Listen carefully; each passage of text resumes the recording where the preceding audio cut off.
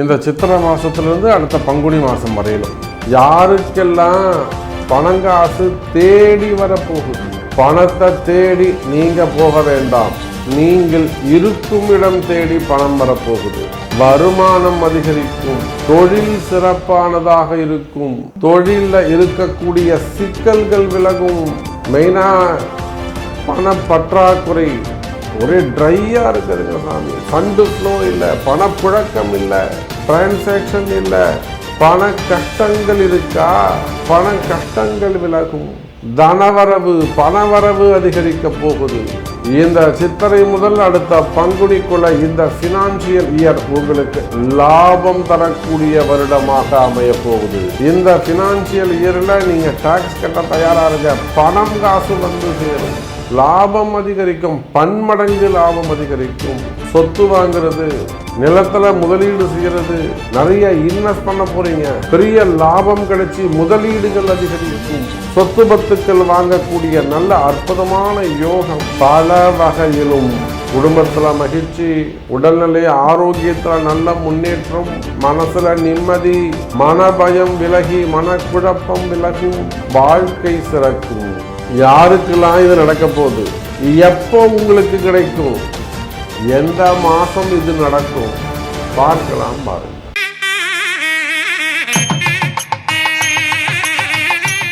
உலகம் முழுவதும் வாழக்கூடிய கடவுளருள் டிவி நேயர்கள் அனைவருக்கும் உங்கள் தாம்பரம் வாராகி ஈசனேசன் சுவாமியுடைய நல்லாசிகள், வாழ்த்துக்கள். ஜெய் வாராகி, ஜெய் ஜெய் வாராகி. இப்போது இந்த சித்திரை மாதம் பிறந்திருக்கு, புது வருஷம் பிறந்திருக்கு.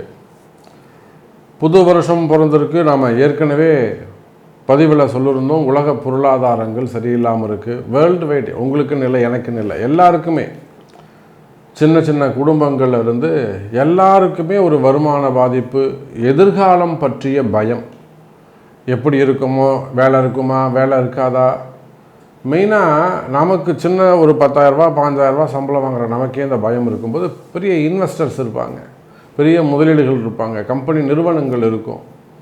அப்போ அவங்களுக்கெல்லாம் இந்த வருஷம் நமக்கு எப்படி இருக்க போகுது, பணங்காசு எப்படி இருக்கும், பணம் வருமா, பணம் சேருமா, இது நம்ம இப்படி கூட சொல்லலாம். இப்போது சித்திரை மாதம் பிறந்திருக்கு, அடுத்த சித்திரை வரலும் இதுதான் ஃபினான்ஷியல் இயர்னு சொல்கிறாங்க.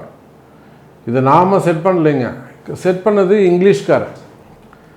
இப்போ பாருங்கள், ஜனவரி மாதம் தானே அவங்களுக்கு ஆரம்பம், டிசம்பர் மாதம் தானே எண்டு. அப்போ ஜனவரி ஆரம்பித்து டிசம்பர் வரலும் தானே அந்த இங்கிலீஷ்காரன் என்ன சொல்லணும், ஃபினான்ஷியல் இயர்னு சொல்லியிருக்கணும். ஆனால் நம்மளுடைய சித்திரை வருஷ பிறப்பை ஏன் அவர் ஃபினான்ஷியல் இயராக முடிவு பண்ணாங்கனாக்கா, அதுதான் நம்ம சித்திரை வருஷ பிறப்பு. இந்த சித்திரை மாதத்துலேருந்து அடுத்த பங்குனி மாதம் வரையிலும் இதுதான் ஆங்கிலேயர் செட் பண்ணது. அப்போ நம்ம ஜாதகம், ஜோதிடம், பஞ்சாங்கம் இதை வச்சு தான் ஒவ்வொருத்தருக்கும் பணங்காசு எப்படி இருக்கும், வருமானம் எப்படி இருக்கும், சேமிப்பு எப்படி இருக்கும், கடன் சுமைகள் எப்படி இருக்கும், கடன் அடையுமா, இந்த ஃபினான்ஷியல் இயரில் இவங்க இந்த லோனை கம்ப்ளீட் பண்ணுவாங்களா, இவங்க கேட்ட இடத்துல அந்த லோன் கிடைக்குமா, வருமானம் சேருமா, மெயினாக இவங்களுடைய முதலீடுகள். இப்போ ஒன்றும் இல்லைங்க, சாதாரணமாக நாம் ஒரு சீட்டு போடுறோம், சின்னதாக ஒரு கடையை வச்சுருக்கிறோம், ஹோட்டல் வச்சு நடத்துகிறோம், 2 நாள் சிலிண்டர் வரலை, உடனே நமக்கு அது பதற்றமாக ஏற்படுது, அங்கே கடன் நடத்த முடியல, லாக் ஆகுது, வியாபாரம் தடைபடுது, அப்போ அந்த கடையில் வேலை செய்கிறவங்களுடைய வருமானம் தடைபடுது. இப்போ இது போல் பெரிய பெரிய நிறுவனங்களை நினச்சி பார்க்கணும், பெரிய பெரிய கம்பெனிகளை நினச்சி பார்க்கணும், இப்போ இன்வெஸ்டர்ஸ், அரசாங்கத்தை நினச்சி பார்க்கணும். அதே போல் ஆயில் பிஸ்னஸ் பண்ணக்கூடியவங்க, ஷேர் மார்க்கெட்டில் போடக்கூடியவங்க, கோல்டு பிஸ்னஸ் பண்ணக்கூடியவங்க, சில்வர் பிஸ்னஸ் பண்ணக்கூடியவங்க. அப்போ இந்த மாதிரி முதலீடுகள் எல்லாம் என்ன ஆகும், இந்த முதலீடுகள்லாம் நமக்கு லாபத்தை கொடுக்குமா.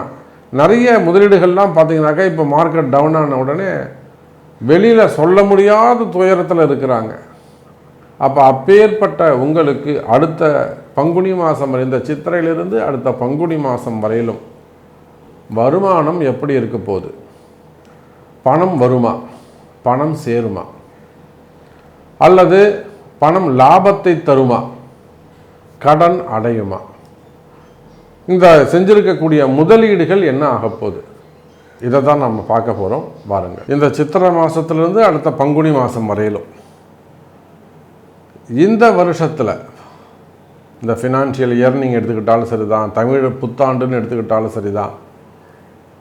அப்போ எப்படி பார்த்தாலும் இந்த ஏப்ரல்லிருந்து அடுத்த மார்ச் 31 வரையிலும் அப்படி வச்சுக்கோங்க.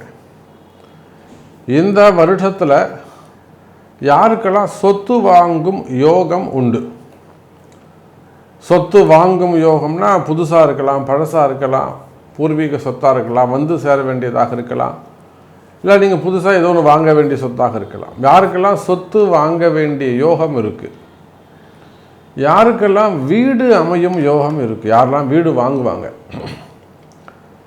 நிறைய அன்பர்கள் பேசுகிறாங்க. இப்போ நான் வந்து இப்போ இந்த வீடு பார்க்குறேன், அந்த வீடு கட்டியிருக்கேன், இது இன்னொரு வீடு வாங்கலான் இருக்கேன், இல்லை வீடை சேல்ஸ் பண்ணணும்னு நினைக்கிறேன், இல்லை இதை வாங்கி அங்கே போட்டு இன்வெஸ்ட் பண்ணணும்னு நினைக்கிறேன். நிறைய வீடு வாங்குறது நிறைய கேள்விகள் இருக்குது.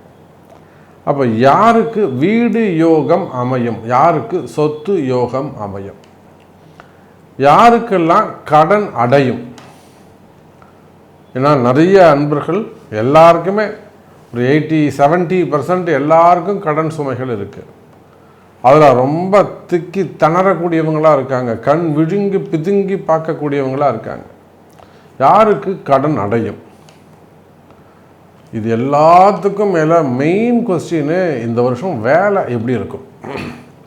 ஏன்னா நான் சொன்னது தான், போர் பதற்றமாக இருக்குது. வாரால் எல்லா இடங்களிலும் ஒரு சின்ன டீ கடையில் கூட கேஸ் இல்லைன்னா 4 நாளைக்கு கடையை மூடி வைக்கிறாங்க. சின்ன தொழிலாளி அது ஒரு டெய்லி ஒரு 700-800 சம்பளம், 4 நாள் கடையை மூடிட்டாங்கன்னா அந்த குடும்பம் என்ன ஆகும்? அப்போது இந்த வருஷத்தில் யாருக்கு ஜாப் பர்மனெண்ட்டாக இருக்கும்? அப்படி இல்லைன்னா வேலை பற்றிய பயம் யாருக்கு இருக்கும்? யாரெல்லாம் வேலையை பற்றின நிம்மதி கிடைக்கும்? யாருக்கெல்லாம் வேலை பற்றின நிம்மதி கிடைக்கும்? யாருக்கெல்லாம் வேலையை பற்றின பயம் இருக்கும்? அப்படி இல்லை ஜாப் எல்லாம் பார்த்தீங்கன்னா யாருக்கெல்லாம் வேலை கிடைக்க போகுது? புதுசாக யாருக்கெல்லாம் வேலை கிடைக்க போகுது? வருமானம் டோட்டலாக ஒரு சிங்கிள் லைனில் சொன்னோம்னா இந்த சித்திரையிலிருந்து அடுத்த பங்குனி மாதம், அடுத்த ஏப்ரல் 14ஆம் தேதி வரையிலும் உங்கள் வருமானம் எப்படி இருக்க போகுது? உங்கள் லாபம் எப்படி இருக்க போகுது? பணங்காசு வந்து சேருமா? இதுதான். அதே போல் உங்களுடைய முதலீடுகள், கடைசியாக உங்களுடைய இன்வெஸ்டிங், இதெல்லாம் எப்படி க்ரோத் ஆக போகுது அப்படின்னு ஃபுல் டீட்டெயிலாக ப்ரீஃபாக பார்க்கலாம் பாருங்கள். ரிஷபராசி. ரிஷபராசிக்கு இந்த பொருளாதார ஆண்டு பணம் வரக்கூடிய ஆண்டாக அமைகிறது. எப்படி பணம் வரும்? ரிஷபராசி நேயர்களே, கடந்த ஒரு ஃபினான்ஷியல் இயர் பார்த்தீங்கன்னாக்கா நிறைய அப் அண்ட் டவுன்ஸ் இருக்கும். வர வேண்டிய பணங்காசுகள்லாம் வந்து சேர்ந்துருக்காது. நிறைய கிரைசஸ் இருந்திருக்கும். ஃபண்டு கிரைசஸ் இருந்திருக்கும், மணி கிரைசஸ் இருந்திருக்கும், பணம் சம்பந்தப்பட்ட பயம் இருந்திருக்கும். ரொம்ப அப்படி ஒரு விளிம்பில் இருந்த மாதிரி அடுத்து என்ன நடக்குமோ அப்படிங்கிற ஒரு பயம். நமக்கு இந்த பணம் கிடைக்குமா, பணம் வந்து சேருமா, நம்ம இவங்களுக்கு கொடுக்க முடியுமா, இந்த கடனை அடைக்க முடியுமா, அவங்க வந்து கேட்டாங்கன்னா நம்ம என்ன பதில் சொல்கிறது? இந்த மாதிரியான கஷ்டங்கள் ரிஷபராசிக்கு அதிகமானதாக இருந்திருக்கும். அதே போல் பணம் சம்பந்தப்பட்ட விஷயத்தோடு இல்லாமல் வீட்டிலையும் நிறைய சங்கடங்கள் ஏற்பட்டிருக்கும், இழப்புகள் ஏற்பட்டிருக்கும், நிறைய விஷயங்களை நீங்கள் மிஸ் பண்ணியிருப்பீங்க. இந்த பொருளாதார ஆண்டு ரிஷபராசிக்கு பணம் காசு வரக்கூடிய ஆண்டு, பணம் செழிக்கக்கூடிய ஆண்டு. வேலை வாய்ப்புகள் சிறப்பானதாக இருக்கும். வேலை பற்றிய பயம் வேண்டாம் ரிஷபராசி நேயர்களே. இப்போ ரிஷபராசிக்கு என்ன பிரச்சனை? சனி பகவான் பார்க்கிறார், 3வது பார்வையாக பார்க்கிறார். அதோட கூட ராகுவும் பார்க்க போகிறார், 5வது பார்வையாக பார்க்க போகிறார். குரு 3-11 அமைய போகிறார். அப்போ ரிஷபராசி நேயர்களே, புதிய சொத்து வாங்குவதற்கான வாய்ப்புகள் உண்டு. புதிய சொத்து வாங்குவதற்கான வாய்ப்புகள் உண்டு. ஒரு வீடு அமையலாம், ஒரு பிளாட் அமையலாம், இல்லை ரொம்ப நாளாக ஒரு வீடு பார்த்துக்கிட்டு இருக்கீங்க, ஒரு சொத்து பார்த்துக்கிட்டு இருக்கீங்க, அசட்டு. நிச்சயமாக அதை வாங்குவதற்கான தகுதி இது. எந்த திசையில் வாங்கலாம், எந்த ஃபேஸிங் வந்து நமக்கு ரொம்ப லக்கியாக இருக்கும், ராசியாக இருக்கும். வடக்கு திசை ஒத்து போகுமா, ஈசான்யம் நமக்கு ஒத்து போகுமா, நார்த் ஈஸ்ட் ஒத்து போகுமா, அப்போ அந்த மாதிரி திசைகள் பார்த்து வாங்குவது நல்லது. இப்போ சொத்து பத்துக்கள் வாங்கக்கூடிய வீடு, வண்டி, வாகன யோகங்கள் அமையும். புதிய வண்டி வாங்குவதற்கான இப்போ நீங்கள் செகண்ட் ஹேண்ட் வண்டியை வாங்கக்கூடாது. ரிஷபராசி என்பது செகண்ட் ஹேண்ட் வண்டியை வாங்கக்கூடாது, புதிய வண்டி தான் நீங்கள் வாங்கணும் உங்கள் ராசிக்கு. அப்போ வண்டி வாகன யோகங்கள் அமையும். இந்த டிரான்ஸ்போர்ட் பிஸ்னஸ் பண்ணவங்க, ஓன் யூஸ்க்காக வாங்கக்கூடியவங்க, அதே போல் வீடு வாசல் அமையும். வீடு கட்டிக்கிட்டு இருக்கீங்க, இல்லை வீடு பார்த்துக்கிட்டு இருக்கீங்க, ஒரு இடமா பார்க்குறீங்க, இந்த வருஷம் உங்களுக்கு வீடு அமையும், வருமானம் இருக்கும், தொழில் சிறப்பானதாக இருக்கும், பிஸ்னஸ் சிறப்பானதாக இருக்கும். இந்த பொருளாதார ஆண்டில் பணங்காசுகள் சேரும், லாபம் அதிகரிக்கும். மெயினாக இன்வெஸ்டர்ஸ், நிறைய முதலீடுகள் செஞ்சுருக்கக்கூடியவங்க, ஒரு தொழில் செய்யணும்னா சாதாரண விஷயம் இல்லை. ஒரு தொழில் செய்யணும்னா சாதாரண விஷயம் இல்லை, முதலீடு போடணும். அது சின்ன சின்ன கடைகளாக இருந்தாலும், ஒரு சின்ன தள்ளு வண்டியில் காய்கறி கடை போகிறீங்க, 50,000 ரூபாய் இல்லாமல் நீங்கள் தொழில் செய்ய முடியாது. அந்த தள்ளு வண்டி வாங்கினா ஒரு கறிக்காய் முதலீடு போடணும், மினிமம் 50,000 ரூபா வேணும். நான் சொல்கிறது ரொம்ப கம்மி. ஒரு கடை பார்க்குறீங்கன்னா நீங்கள் 2 லட்ச ரூபா இல்லாமல் முடியாது, அட்வான்ஸோடு சேர்த்து. அப்போ இதை போல் அவங்கவுங்க அந்த ரேஞ்சுக்கு ஏற்ற மாதிரி, அந்த கம்பெனிக்கு ஏற்ற மாதிரி, அந்த ஃபேக்ட்ரிக்கு ஏற்ற மாதிரி, அல்லது சைட் பிஸ்னஸாக பண்ணக்கூடியவங்க, share market, stock market, gold market, trading, online business, வெள்ளியில் சில்வரில் பண்ணக்கூடியவங்க, கோல்டு பிஸ்னஸ் பண்ணக்கூடியவங்க, ஹோல்சேல் பண்ணக்கூடியவங்க. அப்போ ரிஷப ராசி நேயர்களே, இந்த ஃபினான்ஷியல், இந்த சித்திரை டு பங்குனி, அடுத்து வரக்கூடிய 2026-27 இந்த ஃபினான்ஷியல் இயர், இந்த கணக்கு ஆண்டு உங்களுக்கு பணம் சேரும். நீங்கள் எதிர்பார்த்த அளவுக்கு உங்களுக்கு பண வரவு இருக்கும், தன வரவு இருக்கும். ரிஷப ராசி நேயர்களே, குறிப்பாக இந்த ஷேர் மார்க்கெட்டுக்கு பேர் போனவங்க நம்ம ரிஷபராசி என்பவர்கள், அதில் கொடிகட்டி பறக்கக்கூடியவர்கள். இன்னும் கூட சொல்லப்போனால் மன நிம்மதி கிடைக்கும், மன பயம் விலகும். மனசில் ஏதேனும் பயம் இருக்குமே, ஆனால் அந்த மன பயம் விலகும். அதே போல் குடும்பத்தில் இருக்கக்கூடிய சின்ன சின்ன பிரச்சனைகள் எல்லாம் விலகி நிம்மதி அதிகரிக்கும். குறிப்பாக வேலை வாய்ப்புகள் சிறப்பானதாக இருக்கும், வேலையில் நிம்மதி பிறக்கும்.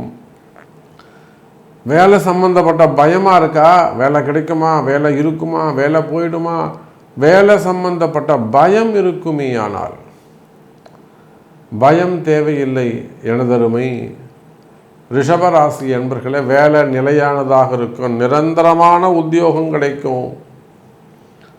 வேலை போய்டுமோன்னு பயமாக இருக்குதுங்க சாமிங்க, நிறைய அங்கே குறைச்சிக்கிட்டே வராங்க, ஆள் குறைச்சிக்கிட்டே வராங்க. அப்படியெல்லாம் ஆள் குறைப்பு இருக்குமே, ஆனால் கவலை வேண்டாம் ரிஷப ராசி அன்பர்களே. வேலை உத்தியோகம் நிரந்தரமானதாக இருக்கும். அதே போல் இந்த ஃபினான்ஷியல் எல்லாம் ராகு உங்களை பார்க்கறதுனால நிறைய ரிஷபராசி அன்பர்களுக்கு வெளிநாட்டு யோகம் உண்டாகும். வெளிநாட்டில் வசிக்கக்கூடிய அன்பர்களுக்கு இடமாற்றங்களுக்கான வாய்ப்புகள் உண்டு. இன்னும் சொல்லப்போனால் ரிஷப ராசி அன்பர்களே, நிலையான உத்தியோகம், வேலையை பற்றி பயப்படாதீங்க, வேலையை பற்றி பயப்படாதீங்க. அதே போல் புதுசாக வேலை கிடைக்குமா, நான் ஜாப் இல்லாமல் இருக்க சாமி, எனக்கு வேலை கிடைக்குமா, நிச்சயமாக வேலை வாய்ப்புகள் உருவாகும், வருமானங்கள் அதிகரிக்கும், பணங்காசுகள் சேரும். இன்னும் சொல்லப்போனால் கடன் சுமைகள் குறையும். மெயினாக அதுதான் சொல்லணும் நம்ம ரிஷபராசிக்கு. கடன் சுமைகள் குறையும். கடன் பிரச்சனைகள் இருக்குமே, ஆனால் அவங்க மிரட்டுறாங்க, இவங்க மிரட்டுறாங்க. ஃபோன் வந்தாலே பயமாக இருக்குது சாமி, ஃபோனையே எடுக்க முடியல. அப்போ இந்த மாதிரியான கஷ்டங்கள் இருக்குமே, ஆனால் மெயினாக கடன் சுமைகள், கடன் பிரச்சனைகள் இருக்குமே, ஆனால் அந்த கடன் சுமைகள் குறையும். கவலை வேண்டாம் ரிஷபராசி அன்பர்களே.